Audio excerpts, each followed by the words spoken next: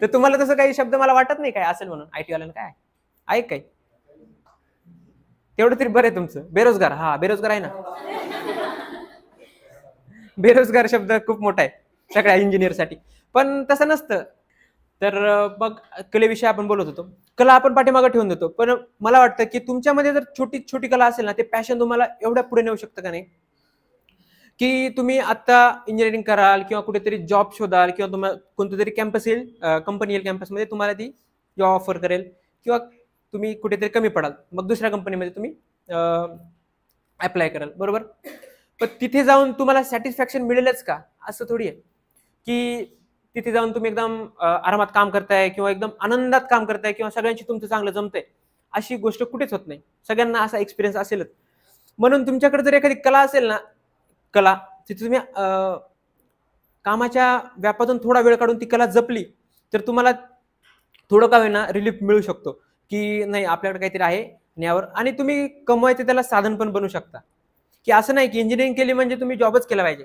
Engineering केली म्हणजे तुम्ही काही पण करू शकता. आता माझा प्लॅन कधी जॉबचा नव्हताच, म्हणजे जॉब करायचा किंवा काय करायचं. माझ्या डोक्यात नेहमी गोष्टी अशा चालायच्या की बिझनेस मध्येच काहीतरी करायचं आणि जे आपल्याकडे कला आहे त्यातूनच थोडंफार काहीतरी आपलं पोट भरेल किंवा आपल्या एक्सपेन्सेस पूर्ण होतील, अशा गोष्टी करायच्या. तर इंजिनिअरिंग, बेसिकली इंजिनिअरिंग खूप चांगली फील्ड आहे. आता आपण मजाकमध्ये घेतो, आपल्याला मला मेकॅनिकल म्हणतात, मेकॅनिकमध्ये काय म्हणतात, मेकॅनिकल इंजिनियर आहे ना, सिव्हिलला गवंडी म्हणतात. तर तुम्हाला तसं काही शब्द मला वाटत नाही काय असेल म्हणून आयटी वाल्यानं काय आहे काय तेवढं तरी बरं आहे तुमचं. बेरोजगार, हा बेरोजगार आहे ना. बेरोजगार शब्द खूप मोठा आहे सगळ्या इंजिनियरसाठी, पण तसं नसतं. रोजगार तयार करावा लागतो, तो आपल्या हातात असतो. खूप जण मी बघितलं इंजिनिअरिंग घेण्याच्या आधी मी खूप जणांना विचारलं की मी इंजिनिअरिंगला जाऊ का, तर ते म्हणे नको, चूक नको करू इंजिनिअरिंगला जाऊन, ही खूप मोठी चूक तुझ्या हातातून.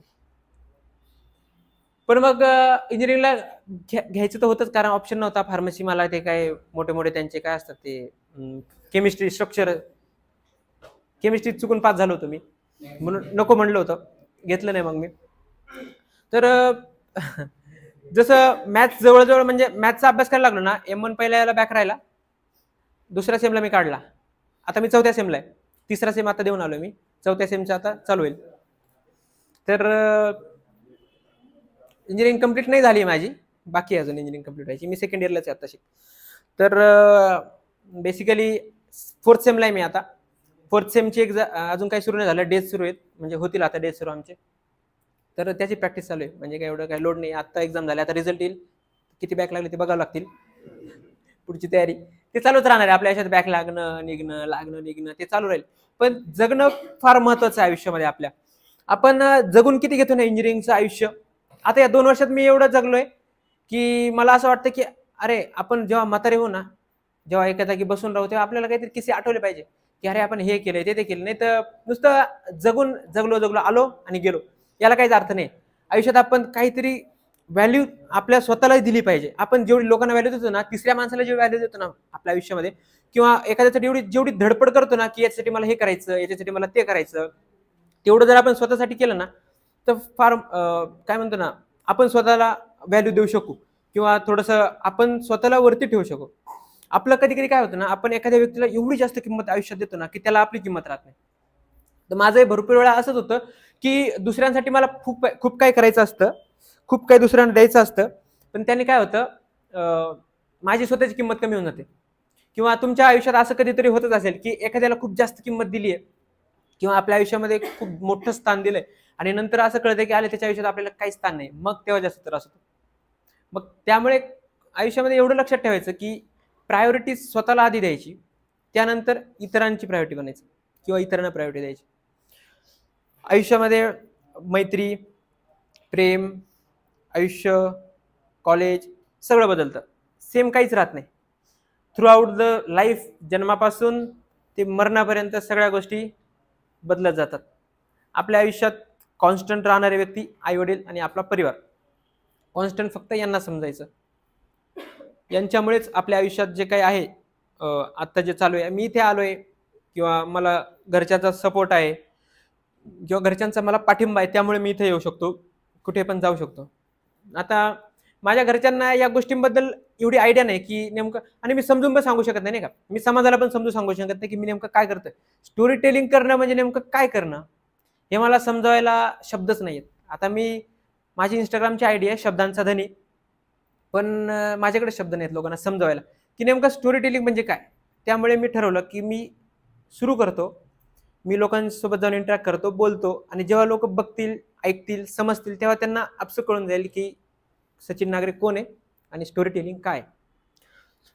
तसं बघायला गेलं तर नाशिकमध्ये स्टोरी टेलिंगला एवढं काय म्हणतात ना, जसं पुण्यात महत्व आहे ना, तसं नाशिकमध्ये किंवा इतर ठिकाणी महत्व नाहीये. ते महत्व नक्कीच आहे. नाशिकमध्ये महत्व आणायचा मी प्रयत्न करतोय. नाशिकमध्ये पण मला जी स्टोरी टेलिंग पुण्यातली आहे ती नाशिकला घेऊन जायची आहे, म्हणजे तिथेही त्या कलेला तेवढं महत्व प्राप्त होईल. आणि स्टोरी टेलिंग काय असतं ना, आयुष्याचा नॉस्टॅल्जिया जो असतो तो पूर्ण आपल्यासमोर येऊन उभा राहतो. त्यामुळे तुम्हाला मी सांगेल की माझ्याशी इंटरॅक्ट करा, मला इंस्टाग्रामवर रीच करा, किंवा मी माझा पर्सनल नंबर पण देईल त्यावर रीच करा. तुम्हाला जरी काही प्रसंग वाटत असतील की याने माझ्या आयुष्यातले हे प्रसंग सांगावे, किंवा तुम्हाला जर काही एक्सपिरियन्सेस असतील ते माझ्याशी शेअर करू शकता. आपण तुमच्या इथे पण येऊन शो घेऊ, तुमच्या इथे पण येऊन इंटरॅक्ट करू, काहीच प्रॉब्लेम नाही. तुम्ही जसं सांगाल तसं. आताही तुम्हाला काही वाटत असेल तुम्ही उठून बोलू शकता, सांगू शकता, आपण ते पण यामध्ये ऍड करू. तर बेसिकली शाळेमध्ये काय असायचं ना, शाळेमध्ये जेव्हा आपण पहिला प्रवेश केला, तर माझं स्वतः सांगतो काय होतं. मी शाळेमध्ये जेव्हा पहिलीला, बालवाडीला तर मी 2-3 शाळा बदलल्या, पण जेव्हा पहिलीला गेलो तेव्हा मला शाळेत भीती वाटायची नाही का जायला. म्हणजे प्रार्थनेची बेल झाली का मी घरी पळून यायचो, म्हणजे घरी निघून यायचो. मला वाटायचं शाळा सुटली, मी घरी निघून यायचो. मग आई परत मारत मारत मारत शाळेत. तर शाळेत जोपर्यंत मित्रांची ओळख नव्हती किंवा असे शिक्षकांची ओळख नव्हती तोपर्यंत थोडी भीती वाटायची. पण जसं जसं एकदा रुळलो तर मग शाळा सोडणं मुश्किल झालं, अवघड झालं. 10वीला शाळा सोडणं कठीण झालं की नाही अरे शाळेला कसं सोडायचं, आता एवढं वर्ष आपण शाळेत सोबत सगळे मित्र मैत्रिणी, तो वर्ग नाही राहणार, ते सगळं गोष्टी बदलून जातील. आणि गोष्टी बदललेल्या कोणालाच चालत नाहीत, माणूस बदललेलाही चालत नाही आणि गोष्टी बदललेल्याही चालत नाहीत. तर एक कविता लिहिली होती, मित्र बदलला, त्यावर कविता लिहिली होती. जेव्हा माझ्यावर संकट आलं, जेव्हा माझ्यावर संकट आलं, तेव्हा मी माझा हुकमाचा एक्का उघडला. जेव्हा माझ्यावर संकट आलं तेव्हा मी माझा हुकमाचा एक्का उघडला. मी होतो उभा प्रत्येक गोष्टीत त्याच्यासोबत, मी होतो प्रत्येक गोष्टीत उभा त्याच्यासोबत. पण जेव्हा माझ्यावर वेळ आली तेव्हा माझा सख्खा मित्र बदलला, तेव्हा माझा सख्खा मित्र बदलला. तर प्रत्येकाच्या आयुष्यात असे प्रसंग आलेले असतात. माझ्या आयुष्यात आलेले प्रसंग, आमच्या आयुष्यात असे प्रसंग आलेले, ते जातात निघून. आलेली वेळ थांबण्यासाठी नसते, आलेली वेळ जाण्यासाठीच असते. आता भरपूर सारे प्रॉब्लेम असतात माझ्या आयुष्यात. जेव्हा स्टार्टिंगला शो चालू केले तेव्हा भरपूर पैशाचा प्रॉब्लेम होता, किंवा काय म्हणतात ना, लॅक ऑफ कॉन्फिडन्स म्हणा, किंवा लोकांचा पाठिंबा कमी, अजून पण पाठिंबा कमी आहे. अभिषेक सर आणि सूरज सर यांनी खूप मोठी मला इथं संधी दिली की मी माझे विचार तुमच्यासमोर मांडू शकतो, की तुमच्याशी इंटरॅक्ट करू शकतो, की त्यांचे खूप खूप आभार. आणि इथे मला हे स्टेज निर्माण करून दिलं, किंवा तुम्ही मला तेवढ्या आत्मीयतेने ऐकताय. आयुष्यात ना समर्पण फार महत्वाचं असतं. आता तुम्ही जर मला समर्पित असाल तर तुमचं आणि माझं कनेक्शन होऊ शकतं, पण तुम्ही जर मला समर्पित नसाल, किंवा हा आलाय काहीतरी बडबड करून निघून जाणार आहे, जर असा विचार तुमच्या डोक्यात चालत असेल, तर माझा इथं उभं, एकाच्या जरी डोक्यात तो विचार असेल ना, तर माझा इथं उभं राहून काहीच उपयोग नाही, कारण मी तुमच्यासोबत तो समर्पणाचा भाव तयार करू शकत नाही. तसंच मैत्रीतही असतं, प्रेमातही असतं, आयुष्यातही असतं. समर्पण जेवढा असेल ना तेवढं आयुष्यात नातं फुलत असतं. तर आता ह्या भरपूर गोष्टी झाल्या, आता परत प्रेमाकडे येऊ आपण. तर प्रेम काय असतं माहिती का, ती बस स्टॉपला 9ला येते आणि आपण 8ला जाऊन उभं राहणं, हे म्हणजे प्रेम असतं. काय म्हणतात ना, तिला कोणी काहीतरी बोललंय किंवा तिच्याकडे कोणतरी बघितलंय, तेव्हा आपण जेव्हा त्या गोष्टीवर काहीतरी ऍक्शन घेतो ना, तेव्हा ते प्रेम असतं. कधी कधी आपण शाळेत वया घेऊन जायचो घरी गृहपाठ करण्यासाठी, किंवा कोणाची तरी पूर्ण झाली बाबा मला वही दे. तसं आता नाही, व्हॉट्सअप फॉरवर्ड होतं, त्यामुळे काय होतं, ते इंटरॅक्शन कमी होतं. आता मी काय करायचो, माझ्या ज्या वया होत्या, म्हणजे माझी जी कोणी मला आवडायची मुलगी, तिची वही मी घरी घेऊन जायचो, की माझं नाही झालं असलं तरी पण बरं का, माझं झालेलं असलं ना लिहून, तरी पण मी म्हणायचो की नाही नाही मला तुझी वही देशील का आजच्या दिवस. मग तिला काय मी आवडत नव्हतं, पण ती अशी ठेवून द्यायची वही की इथून घेऊन जा, माझ्या हातातून पण घेऊ नको, इथून घेऊन जा. अशा गोष्टी असतात आयुष्यात. तर मग ती वही घरी घेऊन जायची, आपल्या दप्तरात ठेवायची, काढून रात्रीची काढून पाहायची आणि परत ठेवून द्यायची, दुसऱ्या दिवशी तिला वापस देऊन टाकायची. काही लिहिलं नाही लिहिलं काही फरक नाही पडत. तर आयुष्यामध्ये अनेक गोष्टींचा प्रभाव असा आपल्यावर पडतो की आपण ट्रान्सफॉर्म होऊन जातो. म्हणजे आपला माइंडसेट चेंज होतो, आपली राहणीमान चेंज होतं, आपलं राहणी स्टाईल चेंज होते. कधी कधी काय होतं, एखादी मुलगी किंवा एखादा मुलगा आपल्या लुक्सवर जर त्यांनी प्रश्न उचलला किंवा काय उचलला ना, तरी आपण स्वतःला ट्रान्सफॉर्म करून घेतो आणि ते ट्रान्सफॉर्मेशन खरंच खूप चांगलं असतं. आणि ते ट्रान्सफॉर्मेशन आयुष्यात असं असतं ना की ते आयुष्यात आपल्याला बदलून टाकतं. आपण काय करतो की एखाद्याचं बोलणं इतकं निगेटिव्ह घेतो की आपण मग त्याच गोष्टी विचार, अरे हा आपल्याबद्दल किंवा ही आपल्याबद्दल असं का बोलली असेल. तर आपण हा विचार नाही करत की बोलली आहे तर मी ट्रान्सफॉर्म पण करू शकतो. आणि ते ट्रान्सफॉर्मेशन असं असतं की त्या व्यक्तीला त्रास देणं ट्रान्सफॉर्मेशन असतं. कधी कधी आयुष्यात काय होतं, आपण खूप भांडणं करतो आपल्या जवळच्या व्यक्तीसोबत, खूप सारे आपल्याच भांडणं होतात, खूप सारे वाद होतात. पण तेवढे वाद होऊन जरी तुम्ही दुसऱ्या दिवशी ते रात्री विसरले आणि सकाळी परत जर सॉर्ट करून जर बोलायला लागले, तर समजायचं ते नातं टिकणार आहे किंवा टिकतंय. पण जर भांडणं करून जर व्यक्ती म्हणलाय की नाही आपल्यात सतत भांडणं होत आहेत, आपण जाऊ दे, हे इथं प्रेमाचा असो मैत्रीचा असो कुठल्याही नातं थांबायला हवं, मग ते नातं बनवून पण काय उपयोग राहत नाही ना. तिथे काय होतं, आपण कधी कधी खूप सारा आपण वन साइड बोलतोय, वन साइड मैत्री करतोय, वन साइड प्रेम करतोय. वन साइड प्रेमावर पण येतो मी थोड्या वेळात. वन साइड मैत्री खूप आयुष्यात त्रास देणारी असते. कधी आपण एखाद्याला मित्र मानतो, मैत्रीण मानतो, पण ती कोणाला तरी दुसऱ्याला मित्र मैत्रीण मानते, किंवा असं ट्रँगल तयार झालेला असतो आपल्या आयुष्यात. आणि त्या ट्रँगलमध्ये अडकणं आयुष्यातलं सगळ्यात धोकादायक काम असतं. म्हणजे एक तर तो आपल्याकडे पण व्यक्ती येत नाही आणि एक तर त्या व्यक्तीकडे पण जात नाही. मग त्यावेळेस काय होतं, आपलं मध्ये अडकतो आपण. जेव्हा मध्ये अडकतो ना, तेव्हा इकडे जाऊ का इकडे जाऊ आपल्याला जेव्हा समजत नाही ना, मग तेव्हा जास्त आयुष्यात आपल्याला त्रास होत असतो. तर तुम्ही म्हणत असाल की सेकंड इयरला आहे आणि एवढ्या गोष्टी सांगतोय, म्हणजे हे एवढा अनुभव आलाय का काय. हा, गोष्टी अनुभवल्या आहेत या इंजिनिअरिंगच्या वयात म्हणा, किंवा 11वी-12वी. मी 11वी-12वी बाहेर होतो शिकण्यासाठी 1 वर्षासाठी. त्या 1 वर्षाने मला एवढं बदललं का नाही की पुढचे 10-20 वर्ष पण मला तेवढं बदलू शकत नाही, तेवढं एका वर्षाने मला बदललं. म्हणजे मी खूप जास्त कमी इंटरॅक्टिव्ह होतो, बोलत नव्हतो. मला पैसा कसा खर्चायचा किंवा पैसा कसा येतो कसा जातो काहीच माहित नव्हतं. मी जेव्हा बाहेर राहिलो, बाहेर शिकलो, तेव्हा मला कळलं की लोक असे पण असतात. लोकांच्या कधी कधी शिव्या पण खावा लागतात, कधी कधी द्यावा पण लागतात, कधी कधी खर्चाला पैसे राहत नाहीत, मग तेव्हा पण आपल्याला ते सांभाळून घ्यावं लागतं. कधी कधी खूप सारे असतात मग खर्चून टाकायचे, असं पण नसतं. ते ह्या गोष्टी मॅनेजमेंटच्या गोष्टी फार बाहेर राहून माणूस शिकतो. आता तुम्ही पण बाहेर राहताय, तुमच्याकडे भरपूर सारं मॅनेजमेंटच्या स्किल असतील, तुम्हाला MBA करायची पण गरज नाहीये, तुम्ही तेवढे मॅनेजमेंटमध्ये पक्के असाल. तर आयुष्यात ते MBA करणं म्हणजे काय झालं, MBA करणं म्हणजे झालं प्रोफेशनल शिक्षण. पण जे आयुष्य आपल्याला शिक्षण देतं ना, की कोणासोबत कसं राहायचं, कोणाला काय बोलायचं, कोणाला काय बोलायचं नाही, किंवा कोणासोबत कसं वागायचं, जगायचं, शिकायचं, हे जे मॅनेजमेंट आपल्याला आयुष्यात येतं ना, ते कुठल्याच MBAचा कोर्स करून म्हणा किंवा कुठलं भारीतला कोर्स करून येत नाही. तसं आता मी सेकंड इयरला आहे, मी पुढच्या वर्षी थर्ड इयरला जाईल, किंवा माझी इंजिनिअरिंग पण संपून जाईल. 2 वर्षात 1 वर्षात तुमची संपेल, 2 वर्षात माझी संपेल, असं बॅचेस चालू राहतील. कॉलेजवाल्यांना आपली तेवढी हे नाही राहणार, काय म्हणतात ना, कनेक्शन कॉलेजवाल्यांचं नसतं एवढं आपल्यासोबत. आपलं कॉलेजसोबत कनेक्शन असतं, कारण आपण ते 4 वर्ष त्या कॅम्पसमध्ये म्हणा किंवा त्या कॅन्टीन एरियामध्ये म्हणा किंवा त्या मित्रांसोबत घालवलेले असतात. आणि जेव्हा तो काय म्हणतात ना, मी आत्ता आमचा 4th इयरच्या मुलांचा ते काय असतं फेअरवेलचा कार्यक्रम झाला, तर तेव्हा ते एकमेकांना असे भेटत होते की जसं नाही का, की खूप दूर चालले कुठे एकमेकांपासून. आणि जोपर्यंत 4 वर्ष सोबत होते ना, तोपर्यंत सिव्हिल आणि मेकॅनिकलचं कधी पटलं नाही, ENTC आणि इन्स्टूचं कधी पटलं नाही. पण मग आता असं झालं ना की ते एकमेकांसोबत फोटो काढत होते, एकमेकांना भेटत होते, एकमेकांसोबत असं गप्पा मारत होते. काही जण खूप जास्त रडले की नाही आपण अरे असं वागलो आपण, पण मग आता आपण जाणार सोबत त्या क्लासरूम मध्ये सोबत बंक मारायचो, प्रॅक्टिकलच्या बॅचला सोबत टप्पा द्यायचो किंवा लेक्चरला सोबत टप्पा द्यायचो. पण त्या आता त्या गोष्टी होणार, मी त्या ऐकल्या, मी त्यांच्यासोबत होतो, बघितल्या. मला पण वाटलं की अरे काय 2 वर्षांनी आपल्या पण आयुष्यात ह्याच गोष्टी होणार आहेत, किंवा आपण पण असेच नेमके फोटो काढू.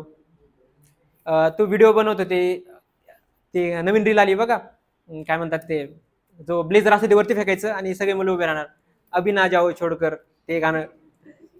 ते म्हणजे एवढ्या आयुष्यात अशा इमोशनल गोष्टी. आणि 1 वर्षापूर्वी बघितलं त्यांच्यात मारामाऱ्या चालू क्रिकेट मॅचवरून. एक त्या ज्या मुलांनी एकमेकांना मारलं तेच आज गळ्यात गळी घालून भेटत होते, कारण त्यांना कळून गेलं होतं की अरे आता याच्यानंतर मारामाऱ्या नाही, भांडणं नाही, सोबत बसणं नाही, सोबत जेवणं नाही, सोबत टप्पा देणं नाही. म्हणून काय वाटतं ना की तुमच्याकडे आता 1 वर्ष राहिलंय, माझ्याकडे 2 वर्ष आहेत, भरभरून जगून घ्या. आयुष्यात आठवणी जमा करा. आठवणीची शिदोरी आयुष्यात असते ना, ती आपल्याला मरणोत्तर पुरते. शेवटच्या वेळी पण आपल्याला तेच आठवतं की जे आपण अनुभवलंय, जे आपण एक्सपिरियन्स केलंय, जे व्यक्ती आपल्या आयुष्यात होते.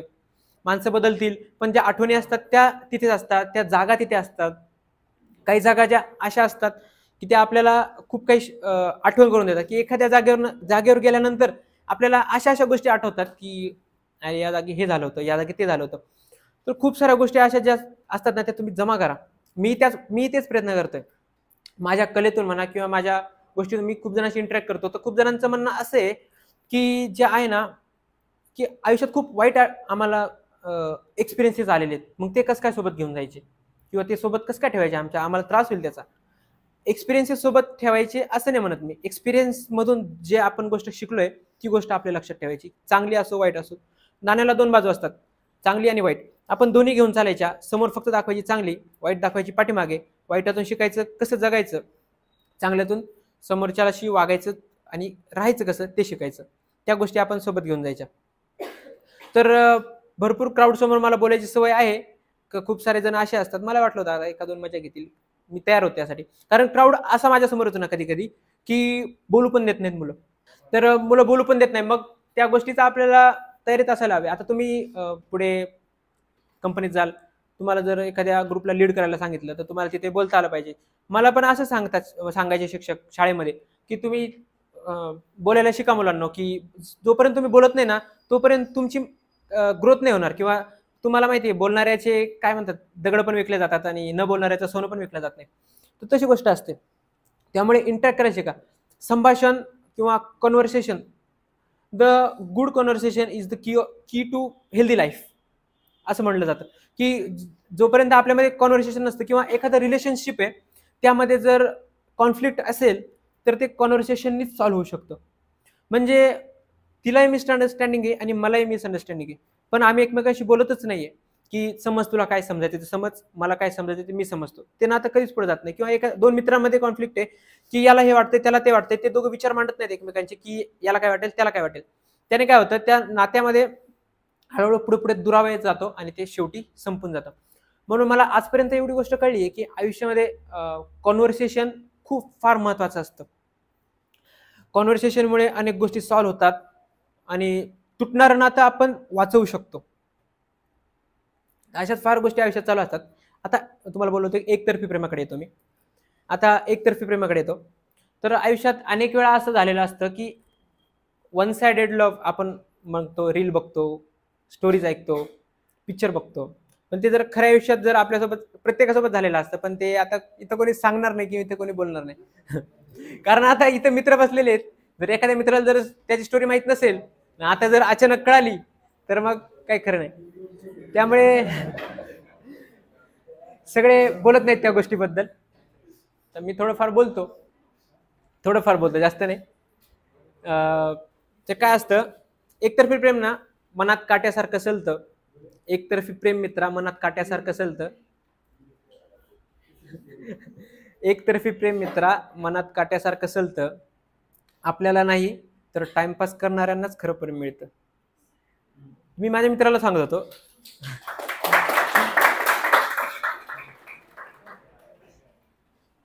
ती स्टारबक्सची कॉफी पिते तुला चहाच कसा बसा मिळतो.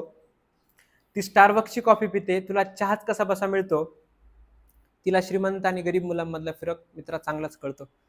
तिला श्रीमंत आणि गरीब मुलांमधला फरक मित्रा चांगलाच कळतो.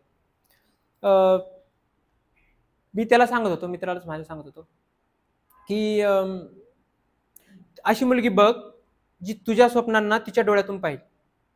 अशी मुलगी बघ जी तुझ्या स्वप्नांना तिच्या डोळ्यातून पाहिल. आणि श्रीमंतांच्या नादी लागू नको. एखादी गरीबाची बघ, ती तुझ्यासोबत आयुष्यभर राहील.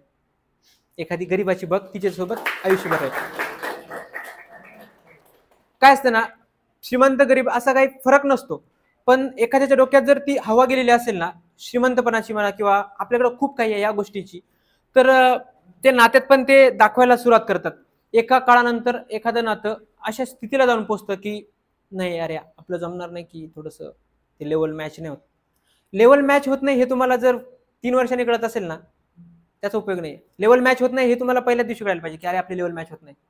तिथे माणूस कनेक्ट होत नाही, अटॅच होत नाही आणि काय असतं ना, एकमेकांच्या जास्त जवळ जात नाही. त्याने काय होतं की कनेक्शन तिथंच तुटतं आणि मुलाला समजून जातं की नाही काही होऊ शकत नाही आणि तिला ती पण क्लिअर होत. पण हे लोकांचं आपल्याला काय असतं 11वी-12वी मध्ये जो माइंडसेट असतो ना, नाही काय होत नाही काय होत नाही, बघू बघू जे होईल ते होईल. पण 12वी नंतर जो माइंडसेट चेंज होतो की अरे आपलं जमू शकत नाही आता, आपलं होऊ शकत नाही आता, ते आपल्याला 2-3 वर्षानंतर कळतं. त्या गोष्टी फार म्हणजे त्रास देणाऱ्या असतात किंवा काय म्हणतात ना की माइंडसेटचा पूर्ण वाट लावणाऱ्या असतात. आणि मेन तर त्या कधी येतात जेव्हा करिअरचं आपलं टर्निंग पॉईंट असतो, आपलं इंजिनिअरिंग असतं. भरपूर मित्र मी असे बघितलेले आहेत की ते एका डिप्रेशनच्या कारणामुळे वाईडी पडले. पूर्ण 1 वर्ष त्या डिप्रेशन मुळे वाईडी गेले. आणि घरी असताना डिप्रेशन आपल्याला असं काय नव्हतं शाळेत असताना की डिप्रेशन म्हणलं जरी किंवा शब्द जरी उच्चारला तरी घरचे खाली पाडून मारायचे की तुला कसं डिप्रेशन आले. म्हणजे डिप्रेशन नावाचा प्रकार त्या काळात आलाच नव्हता. तो या झेंजी जमान्यात आलाय. झेंजीच मी आत्ताच्या काही लोकांना समजतो की तुम्ही जन्म 2005, 3, 4 हा तोपर्यंत काही झेंजीपणा नव्हता. तोपर्यंत झेंजीसपणा नव्हता, पण आताच्या काळात झेंजीसपणा थोडा एक्स्ट्रा वाढलाय आणि तिथे रिलेशनशिपच्या जागी सिच्युएशनशिप आली. सिच्युएशनशिप आयुष्याला त्रास देणारी सगळ्यात महत्वाची गोष्ट म्हणजे सिच्युएशनशिप. म्हणजे नात्यात राहून नात्यात न राहिल्यासारखं वाटणं म्हणजे सिच्युएशनशिप. तू माझा मी तुझी, पण मी तू माझा मी तुझा, फक्त तुझाच नाही, ही म्हणजे सिच्युएशनशिप. म्हणजे फक्त नातं निभवायचं म्हणून निभवायचं किंवा काय म्हणतात ना एक्सप्लोर करायचे लोक. एक्सप्लोरिंग हा काळ आहे सध्याचा, जो काळ आहे ना तो खूप घातक आहे आपल्या पुढच्या पिढीसाठी. तो खूप एक्सप्लोरिंग झालाय किंवा काय म्हणतात ना, लोक एक्सप्लोर करायची सवय लागली या माइंडसेटला. जो आत्ताचा माइंडसेट आहे ना, जो या काळातला आहे 2010 नंतर म्हणा किंवा आपल्या 4-5 नंतरचा म्हणा, तर त्या काळातला असं मला प्रकर्षाने जाणवलं की आयुष्यामध्ये रिलेशनशिप नकोय कोणाला, प्रत्येकाला सिच्युएशनशिप हवी. आणि का तर व्यक्ती एक्सप्लोर करायला मिळतो. माणूस एक्सप्लोर करायची गोष्ट नाहीच आहे, माणूस अनुभवायची गोष्ट आहे, माणूस जाणून घ्यायची गोष्ट आहे, माणसाचा सहवास आत्मसात करायची गोष्ट आहे. अनेक जणांशी बोललो, अनेक जणांशी इंटरॅक्ट केलं, अनेक जणांशी कॉन्टॅक्ट वाढवले, तर मला एक गोष्ट जाणवली की त्यांना ना रिलेशनशिप नको आहे. रिलेशनशिपमध्ये काय असतं, बर्डन असतं. त्यांचं म्हणणं असं आहे की तिथे बर्डन असतं की इकडे जाऊ नको, तिकडे जाऊ नको, हे करू नको, ते करू नको. सिच्युएशनशिपमध्ये काय असतं, तू याच्यासोबत पण जा, तू तिच्यासोबत पण जा, तू त्याच्यासोबत. प्रत्येकासाठी, मुला मुलींसाठी ही गोष्ट सेम. मुलांमध्ये ती गोष्ट वाढली, मुलींमध्ये ती गोष्ट वाढली. एका कुठल्याच व्यक्तीमध्ये ती गोष्ट वाढली असं मी म्हणत नाही, दोघांमध्ये त्या गोष्टी वाढल्यात. त्या गोष्टीचे मी खूप जास्त विरोधात आहे. मी अनेक जणांना म्हटलं की नाही यार, ही गोष्ट ना कुठेतरी माणसाला आयुष्यात पुढे जाऊन त्रास देणारीच असते. की माणसं एक्सप्लोर करणं म्हणजे काय असतं ना, माझा माइंडसेट थोडासा 90s मधला आहे, ते आयडियल वाले रिलेशनशिप नाही का, त्या माइंडसेटचा मी माणूस आहे. आणि मला वाटतं की प्रत्येक जण त्याच माइंडसेटचा असावा, पण तो आत्ताच्या जमान्यात नाहीये. अनेक मुलींचे एक्सपिरियन्सेस आले, मुलांचे एक्सपिरियन्सेस आले. मुलांना पण तेच हवे की एक्सप्लोरिंग किंवा एखाद्याला सोबत राहायचं काही दिवसानंतर मग वाटलं की नाही यार आपलं जमत नाही, मग झालं. आणि रिलेशनशिपमध्ये कसं असतं की आपण राहावंच लागतं, वचन दिलेलं असतं किंवा म्हणा किंवा सोबत राहायचं हे दिलेलं असतं की नाही मी राहील म्हणून राहावं लागतं. पण मग इकडे कसं झालंय, पहिलेच सांगून द्यायचं बाबा मी वचन देत नाही, मी कमिट राहत नाही, मला जायचं तेव्हा मी जाईल, मला राहायचं तेव्हा मी राहील. तर एक्सप्लोरिंग जमाना झालाय, जपून राहा. थांबत नाहीये टाळ्या नका वाजू, थांबा. शाळेत कसं करायचं आपण, जेव्हा भाषण वाढायचं ना तेव्हा टाळ्या वाजून द्यायचं. त्यांना माहित राहायचं की अरे टाळ्या वाजल्या म्हणजे आता आपला पत्ता कट आहे, चला. तर शाळेत मला जेव्हा मी स्वतः स्टेजवर जायचो नाही ना, तोपर्यंत मला खूप बोरिंग भाषण वाटायचे नाही का, की अरे काय येतात बोलतात आणि दोन दोन अर्धा अर्धा तास एकाच मनोगतच अर्धा तास चालतं. मग अध्यक्ष आले त्यांचं मनोगत अर्धा तास, काय गरज एवढी मनोगतांची. मग मध्येच टाळ्या वाजून द्यायच्या, मध्येच संपवायचं. त्यांना वाटतं की अरे नको आता चौदाचे काम झाले, चला खाली, मग ते पण निघून जायचे. त्या आयुष्याच्या टप्प्यावर अनेक अशा प्रसंगांमधून असं काय म्हणतात ना, असं गेल्यानंतर आपल्याला एक असा स्ट्रॉंग माणूस बनतो की जो प्रत्येक गोष्टीला हँडल करण्यासाठी म्हणा, किंवा आता आपल्या एजमध्ये वेगळे प्रॉब्लेम्स आहेत, सरांच्या एजमध्ये वेगळे प्रॉब्लेम्स आहेत, मॅमच्या एजमध्ये वेगळे प्रॉब्लेम्स आहेत. प्रत्येकाच्या एजनुसार प्रॉब्लेम्स कमी जास्त होत गेलेत. आता लोकांना सगळं फास्ट पाहिजे. आता ChatGPTचा जमाना आहे, बौद्धिक तंत्रज्ञानाचा जमाना आहे. त्याच्यामध्ये सगळ्यांना सगळं फास्ट पाहिजे. एक प्रॉम्प्ट टाकला, एक लाईन टाकली की लगेच त्याचा आन्सर पाहिजे. ते बरोबर असो चुकीचं असो काही बी असो, ते लगेच पाहिजे. म्हणून त्यांना काय झालंय, नातं टिकवायची घाई कोणालाच नाही, नातं तोडायची घाई प्रत्येकाला झाली. तुम्हाला भांडला का नाही, संपला विषय आपला, माझ्याकडे आहे दुसरं कोणतरी. अशा गोष्टी त्या 90s मध्ये नव्हत्या. आपल्या आईवडिलांच्या काळात बघा, किंवा आपल्या मोठ्या लोकांच्या काळात बघा, इंस्टा, फेसबुक किंवा स्नॅपचॅट असं काही नव्हतं. विश्वास हा एकच गोष्ट होती फक्त, की तू माझ्या इंस्टाचा पासवर्ड तुझ्या इंस्टाचा पासवर्ड मला दे, माझा मी काय देणार नाही. अशा गोष्टी फार जास्त असतात. तर काय असतं आपल्या आई वडिलांच्या काळात तो विश्वास होता, किंवा आपल्या 90s मधलं घेतो, 1900च्या काळामधलं घेतो मी, तर त्या नात्यामध्ये फक्त विश्वास होता. या नात्यामध्ये ID पासवर्ड आलाय की तू माझा इंस्टा तुझा इंस्टा माझ्याकडे असू दे, की कारण काय, माझं तुझ्यावर प्रेम तर आहे, पण मला लोकांवर विश्वास नाही. खरं तर त्याला किंवा तिला त्याच्यावरच विश्वास नसतो. त्यामुळेच ते त्या काय म्हणतात ना, ID पासवर्ड चेंज होतात. तर तो विश्वास कुठेतरी कमी होत चाललाय आता, नाही का. या जमान्यामध्ये खूप जास्त कमी झालाय विश्वास. आई वडिलांच्या काळात विश्वास कसा होता आपल्या, की म्हणजे आपण आता समजा एखाद्या रिलेशनशिपमध्ये मुलगा किंवा मुलगी 8 दिवस घरी गेली, म्हणजे समजा आता मी सांगतो की हॉस्टेलवर राहतात, किंवा हॉस्टेलचं एक्झाम्पल घेतो मी, घरी गेली तर डे टू डे तिचा किंवा त्याचा हे असतो की काय केलं, कुठे गेलं, काय असं सगळं. तर ते जर कधी कधी हळूहळू जसं हे वाढतं, रिलेशनशिपचा काळ वाढतो ना, तसं ते बर्डन वाटायला लागतं, की काय माझ्या पर्सनल गोष्टी आहेत खूप साऱ्या, किंवा मला माझ्या काही गोष्टी आहेत का नाही, की एवढ्या गोष्टी विचारणं झालं, किंवा एवढं मी का सांगू ना कोणाला. तर त्या काळात तसं नव्हतं. त्या काळात सगळं कुठे चाललंय काय सगळं माहीत असायचं, कारण ते काय असतं ना, एक विश्वास नात्यात पकडून ठेवलेला असतं नात्याला. त्या विश्वासाने तो विश्वास कधीच माणसाला वेगळं होत नाही. म्हणजे 8 दिवस जरी माणूस आपल्या डोळ्यासमोर नसला तरी आपल्याला विश्वास येतो आपलाच आहे. म्हणजे आताच्या जमान्यात काय झालं, 8 दिवस तर आपल्या डोळ्यासमोर नसला की आपल्या विचार कोणाच झाला असेल आता तो, किंवा ती कोणाची झाली असेल, असं होऊन जातं. तर हळूहळू आठवत्यात गोष्टी तुम्हाला सांगतोय. तर आमच्या आयुष्यात काय असे प्रसंग आहेत की आम्ही सोबत खूप काळ व्यतीत केलाय, त्यामुळे आमच्या आयुष्यात खूप सारे प्रसंग घडलेले आहेत. आम्ही 5 मित्र होतो, 5 मित्र सोबत राहायचो. आमच्याकडे तेव्हा गाड्या नव्हत्या, सायकली असायच्या. आमच्याकडे सगळ्यांमध्ये मिळून एक सायकल होती, एकच होती ना संकेतची, एक सायकल असायची. एका सायकलवर 4 जण मावायचे, 1 जण ढकलायला असायचा. अशात आम्ही खूप लांब लांबपर्यंत सायकलवर फिरलेलो आहे.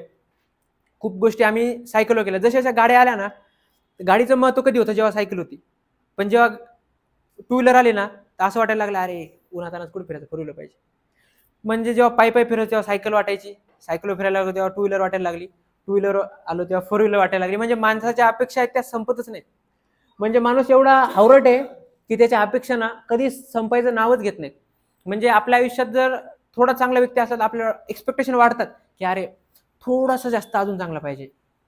आणि मग काय असतं ना, रिलेशनशिप तुटलं आणि दुसरं कुठेतरी आपलं होत असलं, किंवा जर आपल्याला या माणसाविषयी सगळं संपलं आणि त्या माणसाविषयी जर आपल्याला काय वाटत असेल तर आपण त्याला सांगतो अरे तुझ्यासारखा माणूस माझ्या आयुष्यात आलाच नाही, मी तुझ्याच होता तरी कुठं होता एवढे दिवस तू. अशा गोष्टी असतात. आणि आधीच्या माणसाला काय सांगितलेलं असतं, तुझ्यापेक्षा चांगला मला भेटू शकत नाही, किंवा तुझ्यापेक्षा चांगली मला भेटू शकत नाही. दोघांच्या विषयी अशीच गोष्ट असते. म्हणजे असं काय म्हणतात ना, माणूस बदलला का आपले विचार बदलतात. म्हणजे आपण सुरुवातीला एखाद्या माणसासोबत असतो ना, त्याचे विचार खूप जास्त आवडतात आपल्याला. अरे तू किती छान बोलतो, तू किती छान दिसतो, तू किती छान इंटरॅक्ट करतो, किंवा सगळं करतो. पण जसं जसं 6 महिने होतात, वर्ष होतं, अरे तू किती भांडणं करतो यार, किती किती भांडणं करते तू, किती तू अनोईंग आहेस, किती तू डोक्याला ताण देतो. अशा गोष्टी जेव्हा माणूस वय वाढतं किंवा नात्याचं वय वाढतं ना, तसं तसं माणसाच्या आतल्या गोष्टी बाहेर येतात, की तो कसा नाहीये हे दाखवत होता ना 1 वर्ष, तर तो कसा आहे हे दिसायला लागतं. आणि जेव्हा हे दिसतं तेव्हा माणसाला त्रास होतो.